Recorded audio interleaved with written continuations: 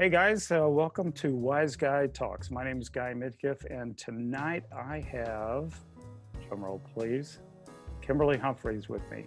And we're doing this via Zoom because of the new technology and the COVID and all the insanity going on. We're going to be reviewing her latest and greatest part of the three-part trilogy called the Huntress, Torn Trilogy, Book 1.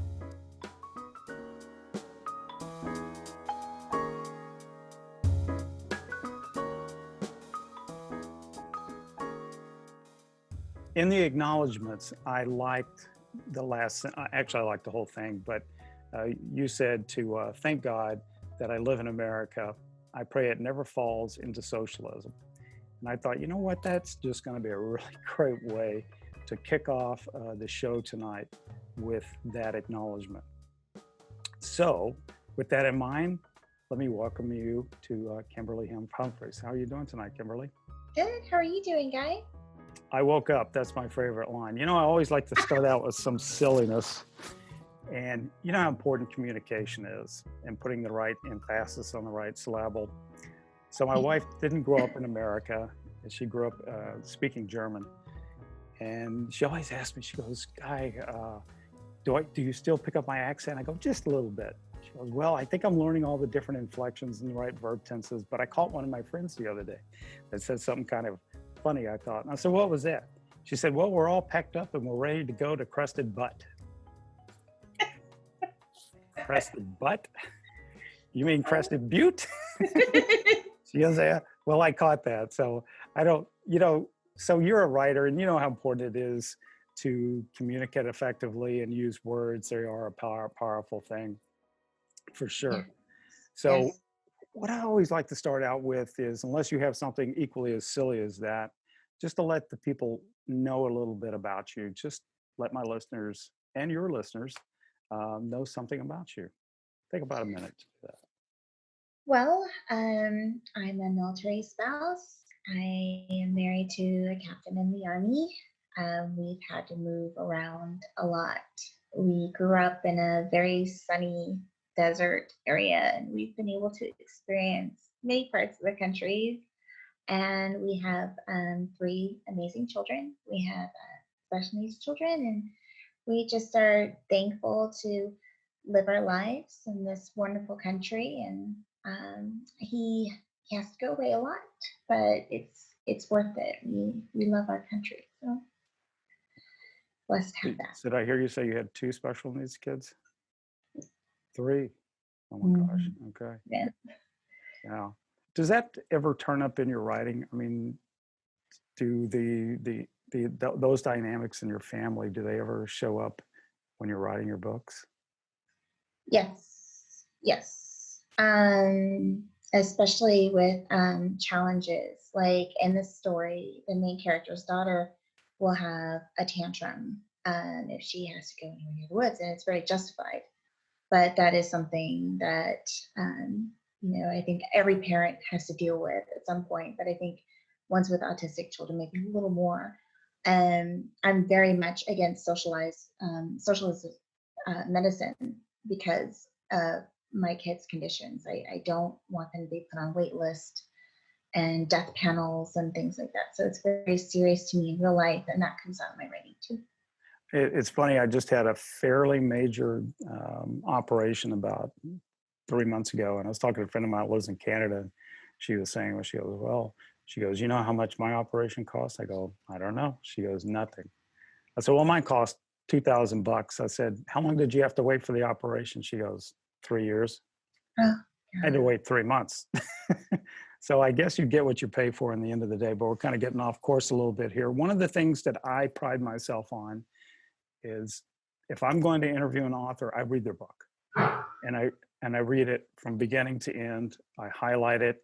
In your case, it was an electronic vision. So, I was going through with the little yellow thing and highlight it, and I take notes. And I really try to dig in and give you more than just the canned answers or questions that you typically see with an author. So I like to kind of dig in a little bit. One thing that I noticed at the end of the trilogy, it kind of teased us pretty well, kind of gave us an idea that there's more coming. Have you finished all 3 books already? I have, as far as first draft. Yes, they're all three done. Like, I know the end of the whole story. Unfortunately, I have to edit, and that sometimes can take longer than getting the whole story out. So I'm working on that. I actually just finished chapter 14 of the second book today. So it's gonna come out pretty soon. I can't give a date, but I'm excited. I'm excited to Well, release the maybe whole you'll come thing. on Wise Guy Talks. We can be found at wiseguytalks.wordpress.com, by the way. I forgot to give myself a shameless plug in the beginning. But that's where you can find my blog, where all my videos run off of that.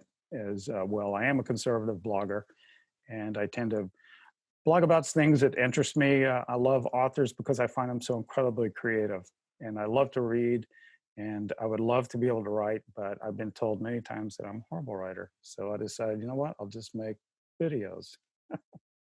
So Yeah. when you do these trilogies, in your mind, do you start in the middle? Do you have a amorphous big picture of the whole thing? Do you start at the end, work your way back? What is your process? I write the whole story out. I get the whole story out, and then with this story, I originally wanted to just be one book, but there were three specific arcs, and it would just be way too long. So I had to break it up into three. They work good for Star Wars. So, Yeah, yeah. There's typically like a model with trilogies, like it starts out in one area and it kind of expands and expands a little more, and my story does that naturally. So it's like, well, okay, I'm going I to give you a guess. little curveball. I haven't given you a lot of time to really think about this, but one of the things I'm going to ask you to do and is to read three different passages, and we'll kind of break them up as we go along. But in all fairness, I mean, Kimberly has been given a little bit of a heads up on this, but it's still a lot easier said than done. I've gone to a lot of book readings when we used to live in New York, and I would talk to the authors, and they always said it's just one of the most difficult things. I can write in silence. I don't like to speak, so I know I'm kind of putting you on the spot, but I think it's going to give the readers a little bit of an idea of your writing prowess and your style and what you're all about. So, are you ready? Yeah, I'll give it a shot. get my notes. Sure. You don't have the whole book memorized? No. I am going to read from chapter 3. It's called Firefight, and this is on page 31 with the Kindle edition. She must remain silent, or they'll be discovered. Kira pulls her cross necklace out from its hiding place. The brightness of the full moon reflects off the platinum, showing the stranger she's not a threat. His eyes widen. She tucks the necklace under her shirt before drawing her knife. Reaching to free this man causes every protective alarm to blare in her head. Her eyes wince at the foolishness of this before she musters the faith to cut him free. If God wants her to save this man, he will protect her too. So I've read the book and I know what led to that, and I'm not going to give it away. But but I can tell you there was a heavy action sequence that went on prior to that, folks. And I found myself just reading at the speed of light. I read depending on how interesting the subject is, I tend to ebb along. But when I get into something fast, I kind of get into this zone of where time just loses meaning. And that particular passage just flew for me. I loved it. And being a military pilot once upon a time, I don't want to give too much away, but it was exciting for me to hear how you detailed that story. Oh, that's so Um, awesome. so I think sometimes the author has to take stylistic chances to really kind of break out. I mean, you're a dystopian novelist in this case, but you don't necessarily want to look like or sound like some of the other dystopian novelists. So how do you break out stylistically and possibly take a chance and differentiate yourself from those like Ray Bradbury or Fahrenheit 451, by the way, is one of my favorite of all time. But how do you differentiate yourself from those guys? I think that the most important thing a writer can do is to make sure that they write for themselves. Write for themselves and write from their own voice. Because a lot of people, may try to go for the trend or anything like that. But I think that if you just write what's in your heart, it'll come out as your own. Because nobody else shares your soul, your heart exactly like you. So that's what I think. I think that writers should just be true to themselves instead of trying to write what they think will sell. So that's so incredibly true. I read a book about 3 years ago called The Writer's Voice. I don't know if you read it or not, No, I haven't read that one. because I found myself when I would try to write stories, I wondered who my voice was all the time. And was I that person? Was I the protagonist? Was I the antagonist? Who was I? So that is a really tricky thing, I think, is finding your voice, the writer's voice. And you obviously have to take some degree of chance when you do that. That passage that we just read, am I supposed to take kind of like a faith note out of that? I mean, how do you kind of break that passage down? Well, the reason why I wanted to share that passage is because I think a lot of that is happening today, where people are having to hide their faith, and especially in the workplace, especially for monetary gain, they're having to hide it. And it really scares me, because I worry if it's this bad now, how much worse is it going to be for my kids? And and thinking of these things, it just really, I wanted to contrast that she uses that to prove that she is on the right side and to prove that she is actually on a mission from God. And it's so powerful, not because of the object, but because of the symbolism of what it represents. And in that passage, it does show that she had to have it hidden. It almost sounds like she's a warrior, uh, for your voice, for your persona, projected 700 years into the future. And as you alluded to, you worry generationally, how much worse is it going to get? And Yeah. you just expressed concern about your kids. And I can only imagine this takes place about 700 years into the future. Is that correct? Yes. Yes. It's Can not we, even the same landscape anymore. The nations have changed. can we even So imagine what it would be like? I get the impression that faith is a really important thing to you. yeah. And you've woven that into your books. Is there any, what's the reason behind that? Obviously, it's a very personal thing to you, but is this another mechanism to get your message out, who you are, and make that represented in the character that you're writing about? Well, I think that for me, being a military spouse and having to live so far away from any support, we just found out our daughter had a severe heart condition, and then we had to move to make sure she got the care she needed, 1,000 miles away from family in a new city I'd never been in. And then my husband had to leave. So I'm there. My oldest just got diagnosed with autism, and then my youngest daughter is needing all this care. And I don't think I would have been able to be strong for them. I know I wouldn't have been able to be strong for them if I wouldn't have learned to know God at home in a deeply personal way, because I couldn't get involved in a church. I couldn't get involved in a MOPS. I couldn't get involved in anything, not with a child on oxygen and feeding tube and another child with, you know, autism behaviors, which, by the way, God healed her completely. She can speak. She is caught up in her grave. She's exactly where she's supposed to be. The child that the doctor said to expect to never talk can talk. So I've seen God work miracles in my own life, and I've just been kind of blown away by it. So that's why it's really the most important thing in my life is that relationship with God. So I think I'm seeing a couple of themes develop here. How you use your faith, your religion, to weave that into your books to tell the story as a classical warning, um, of take and respecting and understanding the things that we kind of take for granted to this day. And but the other thing I noticed is that you chose the dystopian genre. Is there any particular reason that you came upon that genre of all the different ones you could have chosen? Well, I've always loved science fiction. Like, for me, I mean, I love I love watching Star Trek, as a kid, but I also love reading H.G. Wells, and I've got the Mars trilogy. I love science fiction. I love the idea of expanding, but for this particular story, while it has a little bit of sci-fi in it, it had to be dystopian just because of what God put on my heart. So that's just how it came out for this.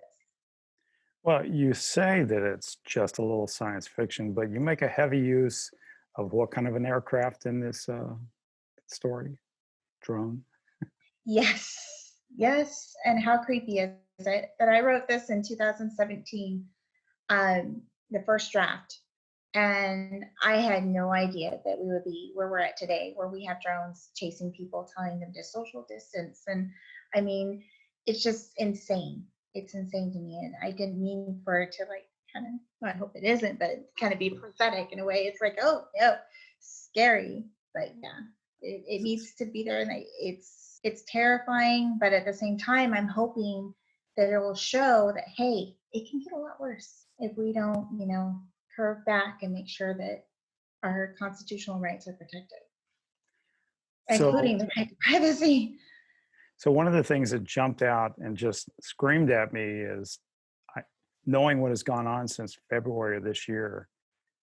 I, I kept thinking in my head that you wrote this book this year because it almost seemed as if you're describing some of the stuff that's going on right now. Similarity to the point that I felt like the hairs on the back of my neck go up a couple times. Oh my How gosh. did she, is just luck? I don't know. Maybe you were just moved. It just blew me away. But you talk about science fiction, you kind of minimize it, but I beg to differ. I thought you used the way you use drones was really creative, and they're kind of a central theme that goes throughout the book. There's another one.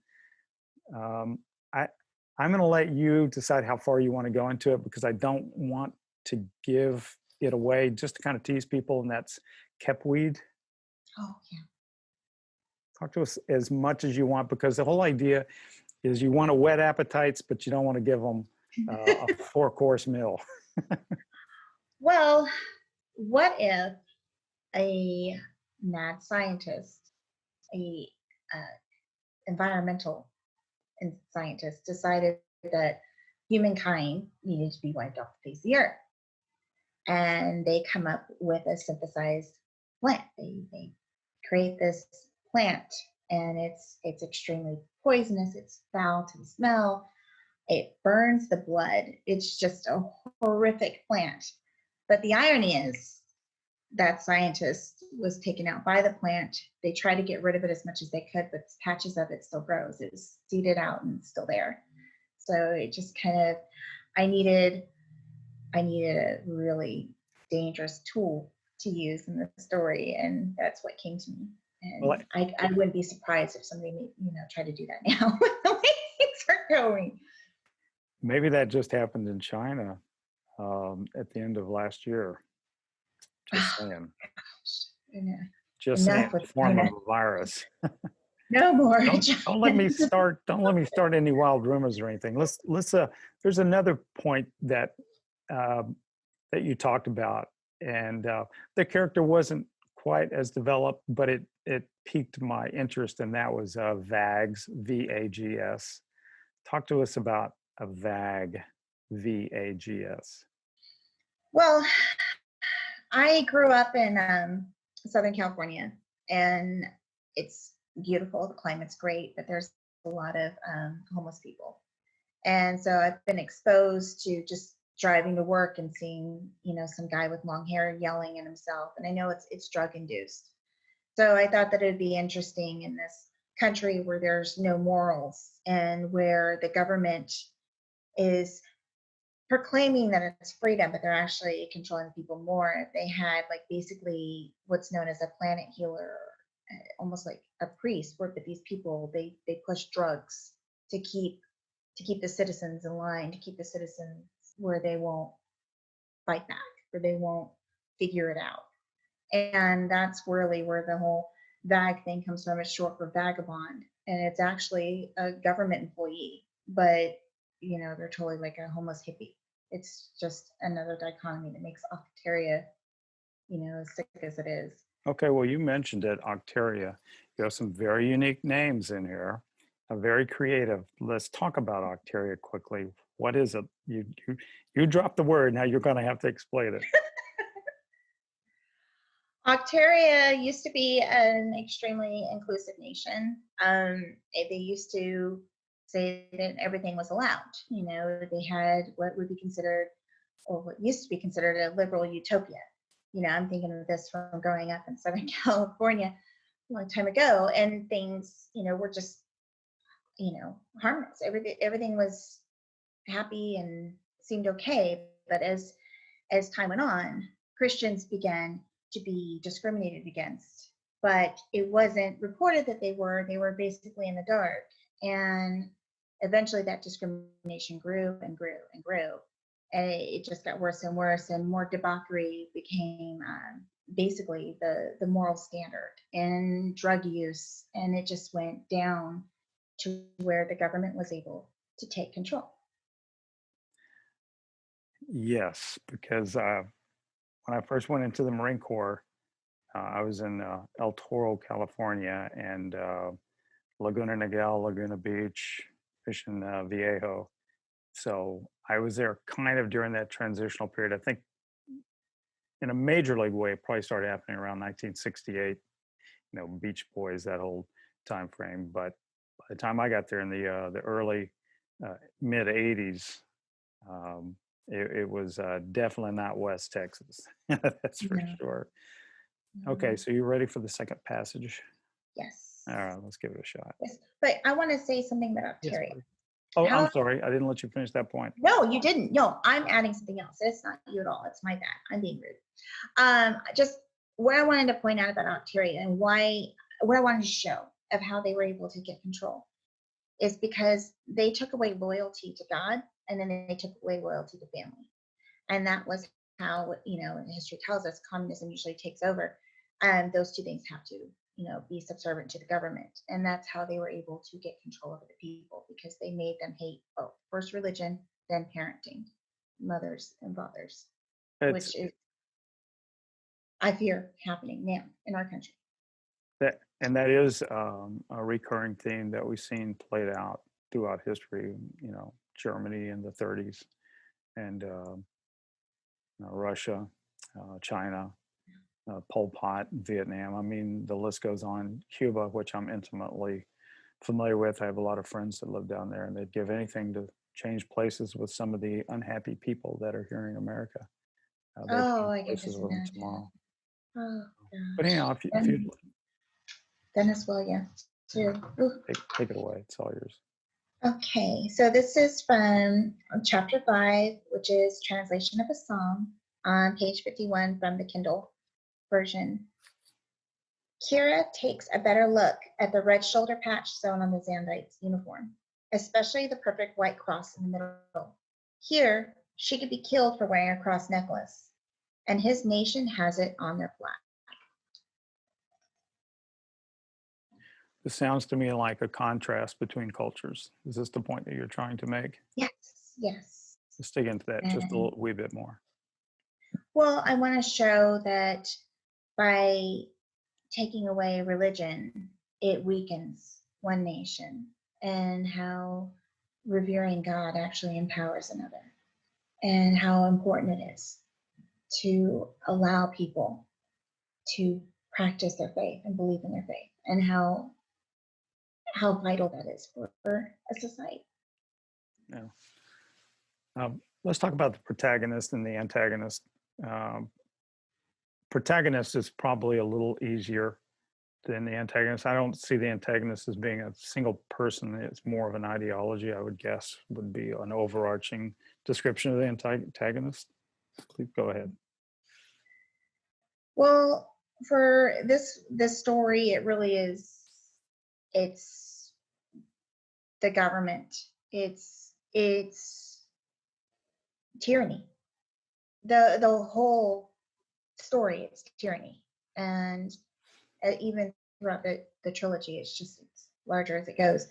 So book one starts out with Alteria's tyranny, and it's just horrible.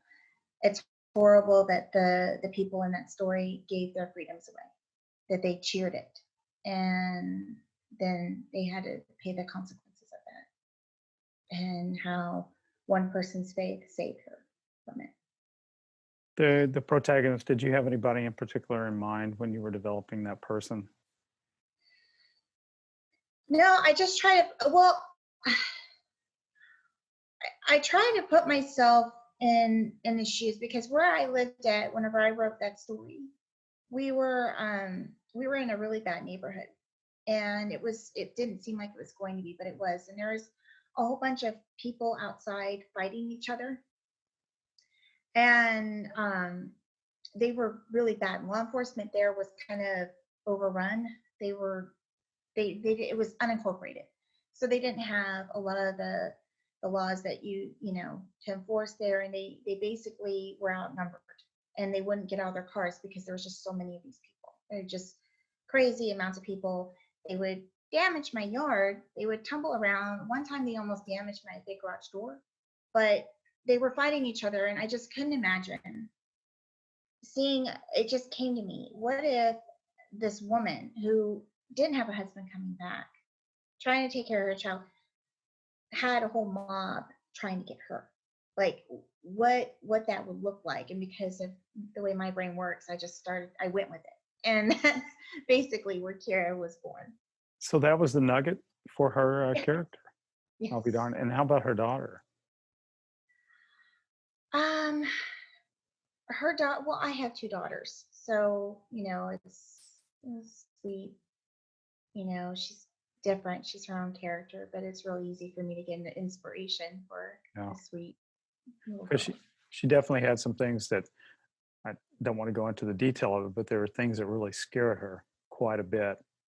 And I Mhm. felt like maybe that had related to somebody you knew in your life when I was reading that character. It was so deeply developed that I just felt like, and we talked about this in the pre-interview, that I felt like there's somebody you probably had in mind when you were um, developing Nadia's character. Well, I think that nothing really scares a child more than having to go into a children's hospital. Honestly, it's even no matter how nice the doctors and nurses are, it's very scary. The sounds, the smells, things that my kids have had to endure. I've seen that, unfortunately, and it's been difficult. But One of the things that struck me about, I know exactly the paragraph that you were talking about, and they had gone into a hospital in the book. And because she had still some remaining connections from her previous life, she was able to get elevated above the hoi polloi. And they took her up to the area where only the beautiful people, the well-appointed people of that society were allowed to go. So they had two different levels of healthcare in that country, which I kind of find um, very similar to some of the things I see go on in the world without getting too specific. So the we already talked about how you develop the characters. We talked about the central theme of the book, and we had you describe how that pertains to issues that's going on today. And I found it quite ironic that you wrote the book in 2017, but so many of the things that you talk about in this book are literally going on today. I felt like there were several secondary dystopian themes. We kind of brushed upon them, but I felt like it was free speech, even the internet, self defense, being able to arm yourself. Um, so, talk about some of those secondary dystopian themes, things that we possibly take for granted. well, I can imagine having a mob of people out after me and not being able to be armed. I mean, I can imagine not being able to be armed, period. I grew up, my grandfather was a cop. I've always grown up where there was a gun in the house. It makes me feel very secure knowing that there's a means to defend my family. And it's unfortunate that it's needed, but that is a God-given right. And the fact that that wants to be taken away is very frightening. Um, with with giving the government control right now, we're just seeing it with cell phones being given away, discounted internet for certain people. But if we give the government control and we allow these monopolies to eventually become government, and that means that they can take it away. And that really scares me for communication. We're already dealing with censorship on unheard of levels and for America. And I just fear that that can get worse. And as I'm watching things, whenever I wrote this story, Trump was president, but part of what influenced it was also the religious rights, because um, a chaplain in the army during Obama's time was fired for having an open Bible on his desk. My husband and I were married by a chaplain. Okay, so to me it's insane. It's not the country that I was taught America is, and it just kind of spun into, well, how bad can it get? And that's where Octeria came from. I see quite a few parallels. There was I think the president put out a tweet 2 or 3 days ago, and there was a collection of about 10 to 20 esteemed doctors that were talking about the way that this country's handled the pandemic, the COVID-19 pandemic, and they were summarily removed by Twitter, by Facebook, YouTube, and Google. Basically canceled that entire video series. So yeah, I was shocked by that. The ability within an hour to remove a critical piece of information that would possibly sway the opinion of so many Americans was pulled off the entire infrastructure of the internet in less than an hour. And it was a coordinated effort with Twitter and Facebook, YouTube, and Google, and they pulled it off because it didn't fit their narrative. And so I flash back to your book, and I say, well, this stuff isn't happening 700 years in the future. It's literally happening now. Literally happening now.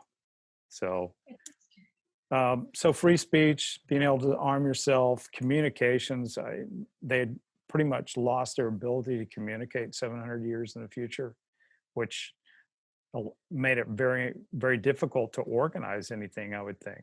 Yeah, if you couldn't communicate. Yeah, at the same time, oh, sorry. No, please go. At the same time, they had that stripped away from them, but there's invasive drone patrols that records what they do. So the technology isn't gone. It's just in the control of the government, not the people. Yeah, I have to go back to the drone utilization. It's just amazing how you pull those in. They're just a central element, and I kept thinking of them, at nighttime before I go to sleep. What it would be like to have drones like that, just watching, so creepy, like a big eye flying in the sky, just watching and listening to everything you do. Which was, again, it really reminded me of Big Brother in 1984, that was constantly watching you with their television sets. They could actually watch what you're doing as well. It's pretty frightening. There was another passage, a third passage that I think kind of shows one of your action sequences. And if you don't mind, maybe we could read that one.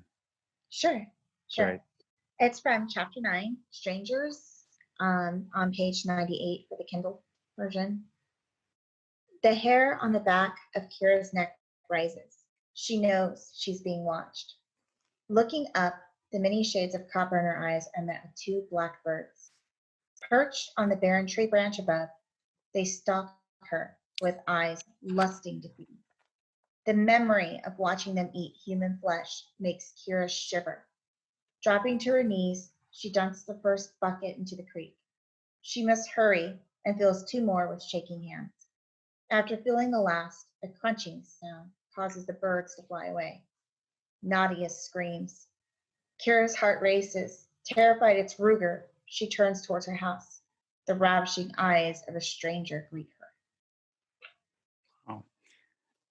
Again, it really kind of shows the listener what's in store for them when they get this book. We're going to kind of move things on a little bit here and talk about Psalms very quickly. I see that as a recurring theme. Any particular reason you choose Psalms?